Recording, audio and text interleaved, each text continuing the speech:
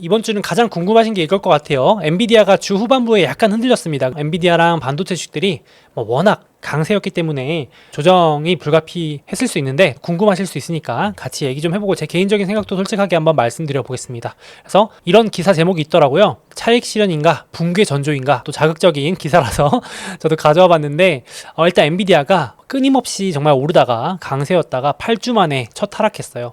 그러니까 여기 보시면 엔비디아 최근 1년 동안의 주간 등락률인데 여기 초록색 막대가 상승, 빨간색 막대가 하락인데 딱 보셔도 대충 보셔도 하락이 거의 없죠. 정말 엔비디아는 최근 1년 동안 초강세였고 특히나 올해 들어서는 하락이 손에 꼽을 정도로 적었는데 그것도 최근 들어선 8주 연속, 4월 이후로는 떨어진 주가 없었는데 8주 만에 첫 하락하니까 아무래도 궁금하신 거죠. 맨날 오르던 주식이었는데 약간 조정을 받았고, 그리고 또 워낙 고변동 주식이 되다 보니까 어느새 살짝 떨어진 것 같은데 또 최고점 대비 10% 넘게 또 빠졌어요. 참 다른 주식들은 10% 빠지는 게 또 쉽지 않은데 엔비디아는 워낙 오를 때도 하루에 5% 7% 올랐다가 고변동 주식이어가지고 이렇게 됐습니다. 근데 올해 이미 155% 올랐습니다. 그래서 사실 조정 이 정도 받는 건 정말 아무것도 아니고 결론부터 말씀드려서 너무 걱정하지 않으셔도 될 것 같긴 한데 약간 숨 고르기 정도, 조정 정도 받을 수 있는 거는 충분히 가능하지 않을까 싶어요. 근데 처음 엔비디아 사셨거나 아마 미국 주식 이제 하신 지 얼마 안 된 분들은 이제 약간 손 떨리는 거죠. 야, 나 엔비디아 고점에 산 거 아니냐 이러면서 무서우신 거죠. 특히나 많이 사셨다거나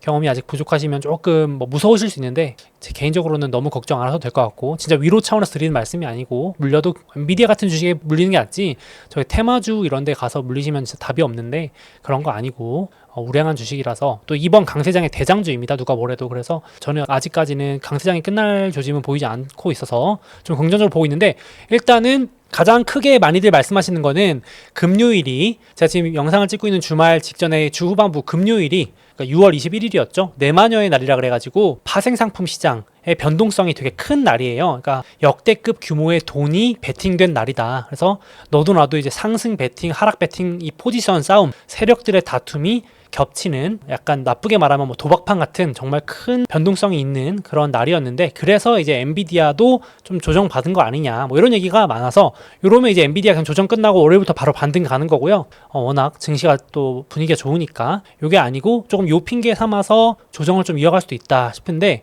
일단 기술적 분석까지 같이 더해가 좀 얘기해 보자면요, 약간 올해 3월부터 있었던 조정이랑 약간 비슷합니다. 요거 그냥 참고 차원에서 말씀드려보면요, 올해 3월 8일부터 엔비디아가 4월 19일까지 약 한 달 반 정도 조정을 받았던 기간이 있었습니다. 이게 이제 엔비디아 올해 주가 흐름인데요, 상승 각도 어마어마하죠. 근데 이제 그때 3월 달에도 엔비디아가 연초부터 급등하고 쉬지 않고 달리다가 약간 이제 주춤해서 한 달 정도 조정받고 다시 또 랠리했는데, 그러니까 아무리 좋은 주식도 일자로 계속 오르는 주식은 없거든요. 그것보다는 좀 조정 좀 받고 올라가는 게 더 건전하게 건강하게 장기 우상향 할 수 있는 방법인데, 엔비디아도 일단은 여기 3월하고 상세하게 보시면 비슷한데 상당히 과열된 신호들이 이제 기술적으로 나온 상황에서 거래량이 많이 동반된 긴 하락 막대, 빨간색 이제 보시면은 장대 음봉이라고 이런 표현을 하는데, 긴 막대가 아래쪽으로 내려오는 막대가 나오면 보통 이제 조정받는 패턴이라고도 많이 표현을 합니다. 일반적으로. 그래서 꼭 그런 건 아닌데 이제 기술적인 건 참고만 어디까지 하시면 될 것 같고요. 만약에 이제 이렇게 된다면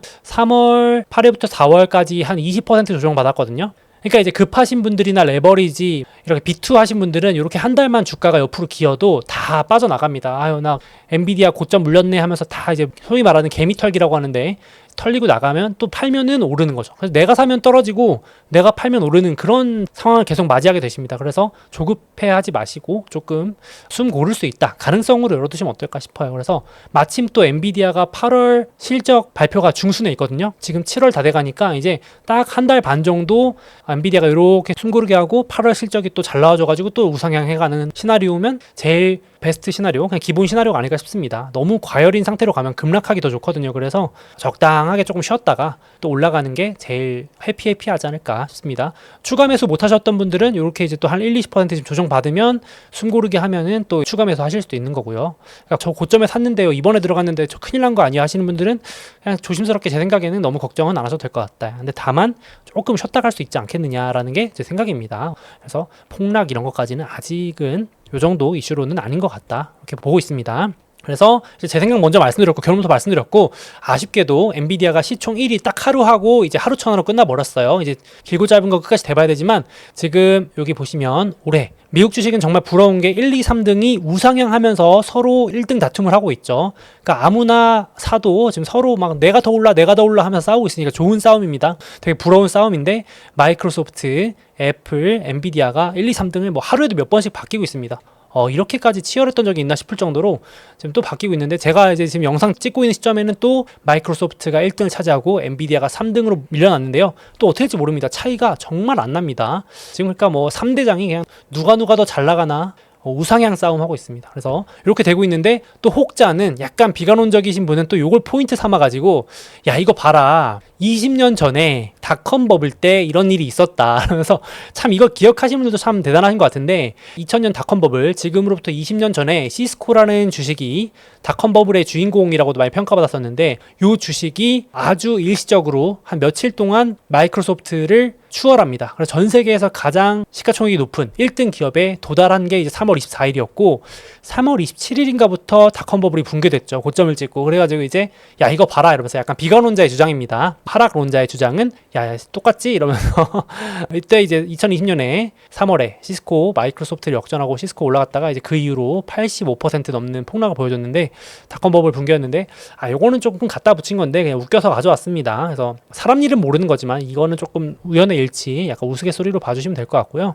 그리고 물론 이런 건 있는 것 같아요. 확실히 저도 이제 분위기 파악을 하려고 여러저러 염탐을 하는데 최근 들어서 온 세상에 엔비디아 얘기만 하긴 했잖아요. 그래서 저도 개인적으로 봐도 막 카톡방이나 뭐 단톡방이나 어디 이런 데 게시판 보면은 전부 다 엔비디아 얘기만 하는 겁니다. 요즘 엔비디아 수익 인증글도 막 많아지고 있고 그리고 이제 실제 매수도 당연히 엔비디아가 좋으니까 사는 건 맞는데 이제 다른 거 다 팔아가지고 엔비디아로 몰리는 거 최근에 개미분들도 사시는 거 보면 엔비디아 순매수 규모가 압도적으로 예를 들어서 2등이 TSMC인데 TSMC 사는 거에 10배 규모로 압도적으로 엔비디아를 사러 달려가는 그러니까 이제 주식 전혀 모르실 것 같은 분들이 엔비디아 얘기 많이 하고 있는 거 보고 좀 섬뜩했다 하는 그런 얘기들이 좀 많았는데 제가 봐도 약간 그런 과열은 좀 있지 않을까 지금 그래서 조정 정도 숨고르기 정도 명분이 나오지 않을까 싶습니다. 그래서 여기도 써 있습니다. 지금 믿습니다 엔비디아 레버리지 ETF에 베팅하는 개미. 야, 저 엔비디아도 레버리지가 있더라고요. 그래서 그러니까 엔비디아에 물리면 괜찮은데 엔비디아 레버리지 이런 상품에 물리시면은 진짜 못 버티거든요. 그래서 정말 그것만큼은 욕심이 나시는 거는 이해가 가지만은 본 주식에 투자하시는 게 낫지 않나 조심스럽게 말씀드리고 싶고 엔비디아 레버리지 ETF 역대 최대 자금 유입됐었고 그리고 또 국내장 주식 요즘 정리 많이 하시고 하필 처음 산 게 엔비디아인데 사자마자 떨어졌다 왜 이러냐 막 이러면서 이런 기사 나오던데 그러니까 이제 조금 심리적으로 가열도 기술적으로도 그렇고 그런 부분이 있었기 때문에 이 정도 보시면 될 것 같습니다. 조정 정도 단기 숨고르기 나쁜 말로 개미털기라고 하는데 우리 구독자분들은 현명하게 잘 판단하실 거라고 보고 있습니다. 저랑 같이 이제 매주 점검하시니까요. 그래서 오죽하면 이제 소프트뱅크의 손정희도 주주총회장에서 엔비디아 팔지 말 걸 하면서 너무 큰 손실을 봤다 이러면서 땅을 치고 후회합니다. 그러니까 천하의 손정희도 맨날 투자만 하는 투자의 초고수라고 불리는 손정희조차도 엔비디아 이렇게 조기에 팔고 놓칩니다. 참고로 소프트뱅크 손정희가 딱 엔비디아의 유망함을 인지하고 2017년에 엔비디아를 매수하는데요. 무려 4대 주주에 올라갑니다. 그러니까 얼마나 확신이 있었으면 4대 주주까지 올라갔겠어요. 이때 2016년이 알파고 열풍 불 때였고 이때 구글하고 엔비디아가 난리였거든요. 저도 이제 미국 주식 이때 하고 있었을 때여가지고 생생히 기억나는데 아마 손정희가 그때 또 꽂혔겠죠. 알파고 AI 열풍 분다 그랬는데 2019년에 고작 2년 들고 있다가 3년도 안 돼서 엔비디아 다 팔아버립니다. 이 하락장을 못 견딘 거죠. 전략 매도하고 나서 30배 폭등하니까 본인도 이번에 주주총회장에서 200조 원을 손해봤다. 그러니까 참 사람 심리가 간사하지 않나요? 그러니까 진짜 손해본 건 아닌데 내가 이거를 들고 있었으면 벌 돈을 계산해서 200조를 벌 수 있었는데 못 벌었으니까 손해라는 거예요. 이게 사람 심리가 그 천하의 손정이라는 분도 말을 이렇게 하는 게 좀 웃겼거든요. 나도 손해다. 그러니까 기회비용이라는 게 고려되니까. 그래서 제가 봤을 때는 이제 이게 느껴지는 점은 이 좋은 주식을 잘 골라도 그러니까 엔비디아라는 주식을 잘 골라놓고도 이게 이렇게 이분처럼 정확하게 이제 본전도 못 벌고 나갔는데 30배 폭등하는 이 기간을 놓칠 수 있잖아요. 그러니까 어떤 분이 보시기에는 되게 바보 같다고 느끼실 수 있지만 저 같은 경우도 그런 실수할 때 많거든요. 저도 이제 엔비디아 2016년에 샀다가 뭐 2018년에 판 적도 있고 뭐 이러니까 똑같은 건데, 확실히 이렇게 좋은 주식을 잘 골랐다고 해도 이 타이밍이 이게 충분히 이 주식한테 시간을 안 주면은 단기에 이렇게 성과를 좀 못 낼 수도 있을 것 같아요. 예를 들어서 뭐 좀 극단적인 얘기인데, 지금 테슬라 주가도 막 4년째 횡보하고 빠지고 있잖아요. 근데 이제 예를 들어서 테슬라 주가를 내가 하필 오늘 팔았는데 내일부터 폭등할 수도 있는 거고 그럼 4년 횡보해서 팔았는데 그 다음날부터 막 1년 만에 10배, 2배, 3배, 4배 오를 수도 있는 거고, 참 그러니까 내가 좋은 주식을 봤는데도 타이밍 잘못 잡고 이렇게 인내심 없이 또 있으면 또 안 될 수도 있고, 참 그렇습니다. 그래서 그런 느낀 점들이 좀 있었고, 그래서 제가 이제 조급해질 때마다 꺼내보는 짤이 있는데 이겁니다. 피터 린치가 한 말이죠. 자기가 가진 주식 중에 가장 수익률이 좋았었던 애들은 보유 5, 6, 7년 차에 접어든 주식들이다. 그러니까 5, 6, 7일 차에 접어든 주식들이 절대 아니다. 그러니까 단기에 막 뭔가 막 급등주 이런 게 아니고 딱 이제 좋을 거라고 생각해서 묻어놨는데 이제 5, 6, 7년 차. 저도 이제 투자하다 보니까 점점 이제 미국 주식을 오래 하다 보니까 막 1년 내에 내가 승부를 봐야겠다 이런 생각보다는 얘가 이제 결국은 4년, 5년, 6년 이 뒤에 나한테 큰 거를 갖다 줄 거라는 약간 믿음이 생기는 주식들이 있고, 투자도 좀 그렇게 바뀌더라고요. 저도 단타를 정말 많이 초반에 했었는데 점점 이제 단타보다는 분할 매수해서 모아가는 스타일로 많이 바꾸고, 실제로 이제 제가 유튜브에서 이렇게 말씀드리고 있죠. 그래서 실제로 이쪽이 성과가 더 좋습니다. 내가 일주일 안에 단타 치고 막 한 달 안에 성과 내겠다보다 이 방식으로 투자하니까 수익률도 좋아지더라고요. 그래서 이렇게 저는 개인적으로 바꾸고 있는데 비슷한 얘기인 것 같습니다. 그래서 좋은 주식 구독자분들이 지금도 보고 있는 게 있다면, 믿음이 있다면 조금 시간을 주고 조급해 하시기보다는 지금 당장 수익이 안 나고 손실이 나고 있더라도 이상이 없는 주식이라면 괜찮지 않을까 생각을 하고 있습니다. 그게 어떤 주식이 되었든 그렇게 좀 말씀을 드리고 싶고요. 자, 이런 건 또 조정장 오면 한 번씩 보여드리겠습니다. 조급해질 때마다. 그리고 이제 엔비디아 얘기도 했고, 지금 AI주들 과열 신호들이 몇 가지 보이긴 해요. 대표적으로 이것도 좀 알아두시면 좋을 것 같은데, TSMC라고 해서 대만 1등 반도체 기업이자 전 세계 1등 반도체 생산 파운드리 기업이죠. 요게 좀 특이한 신호가 나왔는데 미국장에서 거래가 되거든요. 대만 기업이지만 미국에서 거래가 됩니다. 요게 지금 프리미엄이 너무 과도하다라는 기사가 나왔습니다. 근데 제가 봐도 좀 심하긴 한 것 같아요. 뭐냐면 대만에서 거래되는 가격보다 미국에서 거래되는 가격이 20% 넘게 비싸게 거래된다는 겁니다. 그러니까 이걸 더 쉽게 예시를 드시면, 혹시 코인도 하시는 분도 있을 수 있는데 김치 프리미엄이라는 말 들어보셨나요 혹시? 예를 들어서 비트코인이 미국이나 전 세계에서 거래되는 가격은 1억인데 예를 들어서 지금 한국에서는 김치 프리미엄이 20% 붙었다. 그러면은 1억 2천만 원에 비싸게 거래되고 있는 겁니다. 그러니까 그게 좀 과열 신호인 거죠. 뭔가 막 지금 한국에서만 유독 비싸게 거래된다는 거는 뭔가 한국인들이 더 뽐뿌가 올랐다던가 과열 신호인 거잖아요. 그것처럼 지금 대만 본토에서 거래되는 가격보다도 지금 미국에서 TSMC 미국 주식을 거래하는 일명 햄버거 프리미엄이라고도 하는데, 별명입니다. 그냥 우스갯소리로 미국 버거 프리미엄이 20%나 붙었다는 겁니다. 이게 평균 8% 정도 붙어 있는데 엄청 많이 과열이 좀 돼 있는 건 알 수 있겠죠. 그래서 아무래도 지금 조금 이런 것들은 과열이 좀 있을 수 있겠죠. 과열 신호로 좀 볼 수 있겠죠. 개인적으로는 이런 것들은 조금 단기적으로 많이 좀 과열이 됐다 이렇게 보고 있긴 합니다. 그래서 이것도 하나 참고하시면 좋을 것 같고, 그러니까 뭐 이 주식에 문제가 있다는 게 아니고 그만큼 많이 과열이 좀 뜨겁다 이렇게 보시면 될 것 같아요, 단기적으로. 그리고 또 지금 기관들도 이제 글로벌 펀드 매니저들도 매달 설문조사하면 심리적인 것들을 판단할 수 있는데, 제가 이거 업데이트 해드리고 있는데 이번에 또 나왔습니다. 큰 손들 뭐 몇백억 몇천억 이상 굴리는 글로벌 펀드 매니저들 대상으로 설문조사를 하는데 약간 역발상 신호가 나왔죠. 현금 비중이 3년 최저까지 결국 떨어졌습니다.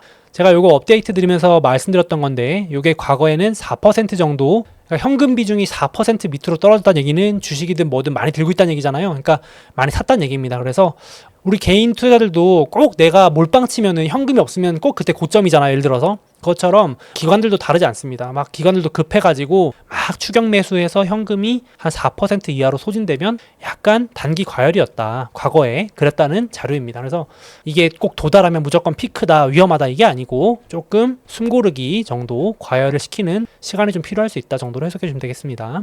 그래서 요거 은근히 잘 맞는 지표입니다. 이게 참고로 2022년 10월 글로벌 펀드 매니저들조차 모두 쫄아서 현금 비중이 역대 최고 수준일 때 증시가 저점을 찍었고, 코로나 때 2020년에도 펀드 매니저들이 모두 쫄아가지고 현금 잔뜩 들고 있으니까 2020년 3월 말 증시 저점을 찍었죠. 딱 4월. 거의 과거에도 기가 막히게 몇 개월 내에 막 증시의 바닥과 고점을 거의 맞추는 신호로 쓰였는데, 천하의 펀드 매니저들도 앞에 손정의도 보여드렸지만은 밥만 먹고 투자하시는 분들도 군중 심리나 이 다수의 심리에 또 역행하기 힘들다라는 걸 좀 보여주는 것 같습니다. 이게 그래서 참고하시는 지표로 제가 한 번씩 보여드리고 있고요. 그래서 지금 뭐 여러 가지 앞에도 잠깐 보여드렸지만 기술적으로도 좀 기술주 단기 과열 신호들 많이 나오고 있고, 마이클 하트넷이라고 하는 월가 애널리스트도 지금 돈이 역대급으로 들어오고 있는데 전부 다 엔비디아로 몰리고 있다. 그러니까 기술주로 들어오는 돈이 역대급인데 그 돈 다 어디로 가나 봤더니 엔비디아로 다 쏠리고 있다. 지금 증시가 불확실하면 엔비디아 사고, 지정학 갈등, 유럽 불확실성, 그런 것들이 커질수록 엔비디아로 간다. 이러면서 이제 엔비디아가 무슨 안전자산처럼 되고 있다. 이렇게까지 얘기하는데 좀 과열인 것 같다라고 코멘트해서 가져와 봤습니다. 그래서 이 정도 한번 보면 될 것 같고, 제가 말씀드렸지만 저는 그냥 약간 단기 조정 정도 보고 있다 말씀드리고 싶고, 그리고 이제 애플도 살짝 조정을 받았습니다. 애플은 조정 핑계가 뭐였냐면은 유럽에서 규제를 해서 AI 기능을 내년으로 출시를 연기하겠다. 약간 치명타이면 치명타라고 볼 수 있을 것 같아요. 왜냐면 지금 애플이 최근에 많이 올랐던 이유가 AI에 대한 본격 진출, 올해 하반기 아이폰 신제품 출시, AI 기능에 대한 기대감이었는데, 유럽에서 AI 폰 출시 안 한다, AI 기능을 뺀 걸 출시한다 그러면 좀 이게 교체 수요를 자극한다고 보기 어려울 수 있잖아요. 그래서 이제 요게 보시면 AI를 이제 유럽이 규제 장벽으로 막고 있다는 얘기인데, 뭐 단기 조정 핑계 될 수 있겠지만 이런 것들도 약간 애플이 또 나스닥에서 차지하는 비중도 크고 미국 증시의 대장주 중에 하나이기 때문에 엔비디아와 함께 약간 조정 핑계가 될 수도 있겠다 싶습니다. 돌아오는지 봐야겠지만. 근데 뭐 여담이지만 이런 얘기가 있어요. 혹시 이런 말 들어보셨나요? 미국 주식 투자하시면 자주 보게 되시는 얘기일 텐데, 미국은 혁신하고 중국은 복제, 카피하고 유럽은 규제한다. 이게 꼭 뭐가 나쁘다 좋다 보다는, 미국은 빅테크 같은 기업들이나 테슬라 이런 혁신 기업들이 많이 나오고 가서 신기술이 나오고, 중국은 또 기가 막히게 그걸 잘 베껴서 카피해서 진출하고, 유럽은 또 그거를 못 들어오게 막는, 여기도 보면 빅테크가 들어가려고 하는데 유럽이 막고 있죠. 그래서 뭐가 좋다 나쁘다를 떠나서 개인적으로 저는 투자한다면, 제 돈을 투자한다면 어디에 투자하냐, 뭐 이미 답은 나와 있지만 저는 제 소중한 돈을 약간 혁신이 많이 일어날 수 있는 곳에 좀 투자하려고 하고 있습니다. 이게 마침 또 유럽이 또 규제한다 그래서 생각이 나서 가져왔습니다. 물론 당연히 유럽도 뭐 빅테크가 너무 막 독점하고 이러면 안 되니 규제하는 게 맞겠지만은, 개인적으로는 그렇습니다. 저는 이제 미국을 선호하는 이유 중에 하나가 또 이런 것도 있다, 이런 분위기도 있다 해서 가져와 봤고요. 그리고 제가 이제 엔비디아 나스닥 약간 쉬었다 갈 수 있지만 끝나지 않았다고 보는 이유는, 여전히 하반기에 너무나 많은 이벤트들과 모멘텀, 그러니까 재료들이 남아 있습니다. 그러니까 지금 애플도 이 6월달 행사 이후에 주가가 많이 오르기 시작했고, 이번 주에는 퀄컴 기반으로 미리 말씀드렸죠. 그 AI PC 관련해서 지금 이제 대거 출시가 되기 시작했습니다. 삼성, 뭐 LG부터 해서 마이크로소프트, 델, HP 등등 6월 19일부터 20개가 넘는 PC 제조사에서 새롭게 AI 반도체를 탑재한 AI 노트북이나 PC들이 나오기 시작했습니다. 그래서 이제 이런 것들이 조금 하반기에 또 새로운 성장 동력이 될 수 있고, 만약에 금리 인하까지 좀 도와주면은 전자제품 교체 수요까지 좀 살아나면 더 좋겠죠. 그리고 무엇보다 대장 애플의 아이폰 신제품 역시 9월까지 모멘텀이 남아있고, 끝판왕 엔비디아도 PC 시장에 진출을 합니다. 그래서 AI PC 반도체도 또 내놓기 때문에 끝나지 않았다, 아직은 좀 끝나기에는 이르다, 끝나기에는 좀 너무 초반이다 라고 저는 생각을 하고 있습니다. 주가가 좀 쉬었다 갈 수 있을 뿐 이게 피크다 라고 보기는 조금 저는 아니다 라고 보고, 어디까지나 저의 개인적인 생각입니다. 그래서 애플의 아이폰에 들어가는 부품 공급 기업들인데 뭐 퀄컴도 보이고 여기 쭉쭉쭉 있습니다. 그래서 아이폰 15 프로 모델에 들어가는 건데 16 이번에 폰에도 비슷하게 들어가겠죠. 그래서 애플 아이폰이 잘 팔릴 것 같다 라고 하시면 이런 부품 기업들도 같이 좋을 것 같고, 아유 나는 애플 별로야 하시는 분들은 이런 것들이 별로일 수 있겠죠. 같이 한번 보셔도 좋을 것 같습니다. 그래서 리포트 제가 또 올려드릴 건데, 역시 계속 나오는 얘기죠. 지금 AI 데이터 센터, 전력 인프라, 전력 부족 이런 얘기 나오지만, 이제 하반기 가면 갈수록 내년까지 애플발 온디바이스 AI 그리고 AI PC 모멘텀 확장될 수 있다, 관련주들 좋을 수 있다, 이 얘기 계속 나오고 있습니다. 저도 그래서 보고 있고, 관련 주식들은 여기 좀 표시를 해놨습니다. 빨간색 배경이 온디바이스 AI, ARM이라고 하는 반도체 설계 기업, 퀄컴이라고 하는 또 AI 반도체 기업, 애플 AI 하드웨어 대표 기업, 그리고 또 노란색 배경은 약간 데이터 센터 관련주, 엔비디아와 관련된 주식들입니다.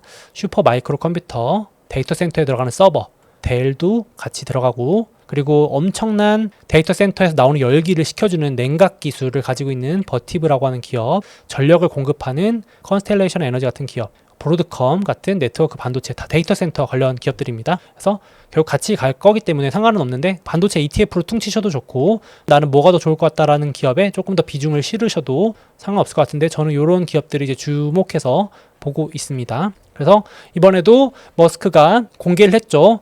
지금 나는 이제 차세대 슈퍼컴퓨터용 대규모 데이터 센터를 구축하고 있고 거기에 엄청난 양의 엔비디아 반도체와 슈퍼 마이크로 컴퓨터와 델의 어떤 서버 제작 기술이 필요하다, 협업한다. 그래서 이번 주 또 강세를 보였던 부분도 있고 그래서 한마디 좀 했는데 어마어마한 양의 전력과 냉각의 용량이 증가할 것이다. 데이터 센터 때문에. 그래서 AI 투자 제대로 할 거 아니면 아예 시작도 안 하는 것이 낫다. 그러니까 이기려고 이 시장에 들어오려면 진짜 죽기 살기로 안 할 거면은 그냥 안 들어오는 게 낫다. 왜냐면 워낙 돈이 많이 들어가기 때문에 빅테크 정도끼리도 지금 쩐의 전쟁 해도 지금 이길까 말까 하니까 지금 일론 머스크도 약간 칼을 갈고 돈을 다 때려박겠다 이런 느낌을 줬습니다. 그래서 소프트뱅크의 손정희도 이번 주주총회에서 인간 뛰어넘는 AI에 올인하겠다. 데이터 센터 로봇에 올인하겠다라고 다시 밝혔고 돈이 또 글로 들어가겠죠. 그래서 제가 봤을 때는 AI가 지금 고점을 찍기는 너무 조금 이른 부분 아닌가라고 조심스럽게 생각을 하고 있습니다. 그래서 오늘 엔비디아 얘기 좀 다뤄봤는데 조금 숨 고르는 시간이 필요할 것 같은데 만약에 조정 오거나 횡보한다면 또 추가 매수하실 분들은 좀 기회로 삼으셔도 괜찮을 것 같습니다. 8월 실적 전까지 조금 눈치 싸움 할 수도 있겠죠. 실적이 또 잘 나오냐 안 나오냐 이런 게 좀 관망세를 볼 수도 있겠습니다.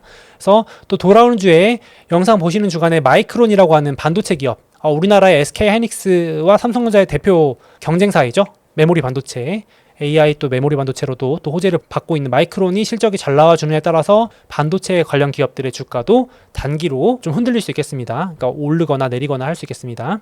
그리고 다음 영상에서 말씀드릴 거지만 미국 대선 TV 토론 아주 중요한 이슈가 있고 또 그리고 주말부터는 유럽에 지금 유럽 정치 지형이 좀 많이 흔들려서 이슈 한번 소개드린 적도 있는데 프랑스, 영국 이런 나라들 조기 총선들이 있어서 정치 구조에 따라서 조금 관련주들 왔다 갔다 할 수 있겠습니다. 그 정도 보시면 될 것 같아요. 또 다음 영상에서 또 말씀드리겠습니다. 그래서 왼쪽은 긍정적인 부분, 오른쪽은 좀 부정적인 부분 정리해놨습니다. 자, 다음으로 2024년 하반기 소수의견 텔레그램 신규 구독자분들을 모집합니다. 올해 상반기 미국 증시에 이런저런 우려도 많았지만 결국 투자를 끝까지 놓지 않고 시장에 남아있던 분들이 승자가 아닐까 싶은데요. 올해 하반기에도 미국 금리 인하나 대선같이 굵직굵직한 이슈들이 많이 남아있는 만큼 더 열심히 공부하고 또 소음을 제거하면서 단단히 마음의 준비를 해야 될 것 같습니다. 그래서 이런 것들에 대한 도움을 드리기 위해서 제가 소수의견 채널에서 주간 브리핑과 함께 매일 수시로 미국 증시 상황이나 세계 증시 상황에 대해서 중요한 이슈 위주로 코멘트를 드리고 있고요.